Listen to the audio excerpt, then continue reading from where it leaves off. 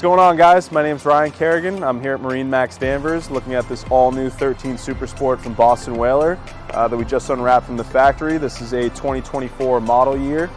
First thing you're going to notice on this boat is this nice platinum gel coat color, full hull with the chrome graphics, as well as this stainless steel insert into the rub rail. Looks really sharp.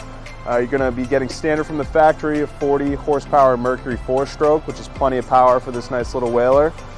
Moving towards midship of the boat, a couple different seating options that you'll have in this bench here. You can get cushions, flip down seats, as well as a couple of captain's chairs. Those are all dealer installed, so just let us know what you want. We can put it in for you. You're going to be getting a stainless steel steering wheel here, as well as this dash applique that looks real nice. Also, this nice keep all in the dash here, store all your goodies throughout the day.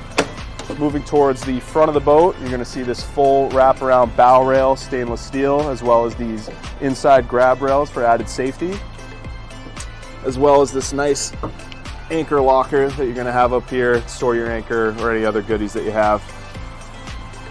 Integrated nav light in the front, and this is going to come standard on a trailer, make it easy maneuverable, haul it behind a car.